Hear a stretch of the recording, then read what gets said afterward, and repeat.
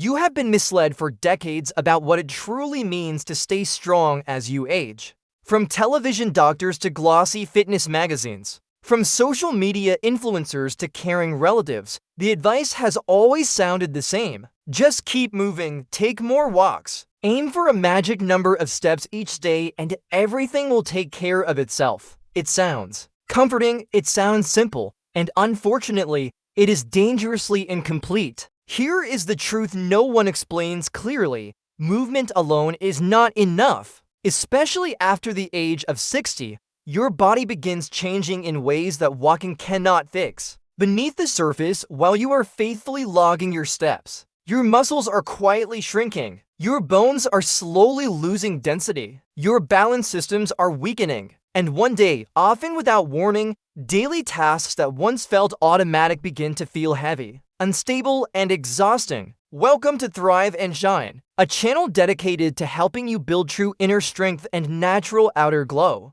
Here we focus on simple exercises, healthy daily habits, and trusted natural remedies that support your body from the inside out. No shortcuts, no extremes, just gentle healing, growing confidence, and lasting wellness. If you want to feel energized, age gracefully, and shine from within every day, you're in the right place. Subscribe to Thrive and Shine, and let's grow healthier and brighter together. A major research project released in recent years by a large Midwestern university shook the rehabilitation world when its results were published. Scientists compared two groups of older adults. One group followed a standard walking-based activity routine. The other group performed carefully selected seated strength movements several times per week. When the data was analyzed, the results were impossible to ignore. The group that trained from a chair showed dramatically greater gains in usable strength, coordination, and physical confidence, not by a small margin, by a difference large enough to change lives. The difference showed up in real moments: standing up without help, carrying groceries, getting out of a car, playing with grandchildren, recovering from minor injuries faster. These were not abstract lab numbers. They were markers of independence. Yet entire industries have grown wealthy by promoting walking as the ultimate solution. Shoes, watches, treadmills, apps, programs. There is nothing wrong with walking. It supports heart health and mental clarity, but it does not challenge your muscles in the way aging bodies desperately need. Specialists who work with joints and bones have known this quietly for years. Muscle loss accelerates with age, a process that begins much earlier than most people realize. By the time you notice it, significant strength may already be gone. The good news is this decline is not inevitable, and it does not require extreme workouts, gyms, or painful routines. Some of the most effective movements can be done while seated, using your own body weight and simple tools. Movements so accessible that nearly anyone can start today. But by the end of this message, you will understand 5 specific chair-based exercises that directly address the most common physical declines after 60. And the final movement on the list has become so effective that many surgeons now treat it as a benchmark for readiness, recovery, and long-term mobility. Before we begin, take a moment and reflect. How old are you today? And where are you listening from? This is a shared journey, and every story matters. Now, let us begin with the 5th exercise on the list, an unexpected movement that quietly protects your circulation, balance, and endurance. Exercise number 5 focuses on your lower legs, an area most people underestimate until problems appear. Seated heel lifts are often dismissed as too easy to matter. Sitting down and raising your heels seems almost laughable compared to more dramatic workouts. But this simple action activates one of the most critical systems in your body. Your calf muscles act as a secondary pump for your circulatory system. Every contraction helps push blood upward from your feet back toward your heart. As we age, this system weakens. Blood begins to pool in the lower legs. Ankles swell. Veins bulge. Legs feel heavy and tired by midday. In more serious cases, circulation issues increase the risk of clot formation. Strengthening this pump is not optional. It is protective. Clinical trials involving older adults with mild circulation problems show that participants who practice seated heel lifts several times per week experience noticeable reductions in swelling and improved leg comfort within weeks. Their blood flow efficiency improved significantly, something walking alone failed to achieve at the same level. When you walk, many muscles share the effort. When you lift your heels while seated, these muscles work directly and intensely. That focus matters. To perform this movement properly, choose a solid chair. Sit upright with your feet flat on the floor and knees bent comfortably. Press through the balls of your feet and lift your heels upward as high as you can without pain. At the top, pause briefly and feel the muscles tighten along the back of your lower legs. Then lower your heels slowly, maintaining control. The slow lowering phase is especially powerful. This controlled resistance tells your muscles to rebuild and strengthen. Begin with a manageable number of repetitions. Over time, increase volume gradually. When the movement becomes easy, adding gentle weight across your thighs increases the benefit. This exercise places no strain on hips or knees, making it ideal even for those managing joint issues. Practice daily. Many people notice lighter, more energized legs within a short period of time. Now let us move upward to a muscle group that determines whether standing up feels effortless or exhausting. Exercise number 4 targets the muscles at the front of your thighs,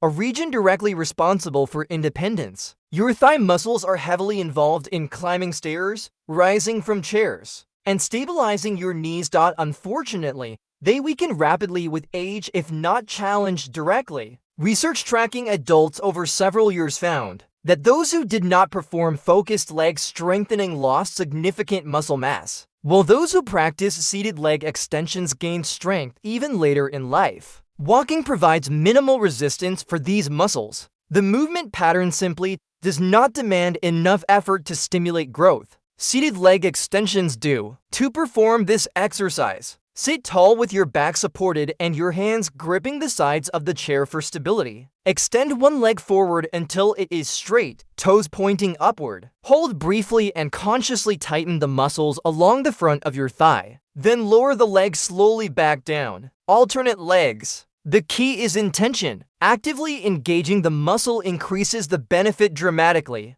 Studies have shown that focusing on the contraction improves strength gains far beyond passive movement. As strength improves, resistance bands or light ankle weights can be added. Strong thighs not only make movement easier, they protect your knees by absorbing shock and stabilizing joints. Next, we move to a muscle group many people never think about until it fails them. Exercise number 3 strengthens the muscles responsible for lifting your legs when you walk. Hip flexors play a silent but essential role in your gait. When they weaken, steps become shorter and feet fail to clear the ground. This leads to shuffling, instability, and a higher risk of tripping. Large-scale studies analyzing fall risk consistently identify weak hip flexors as one of the strongest predictors of future falls. Falls in later life are not minor accidents. They often trigger cascading health problems, long recoveries, and loss of independence.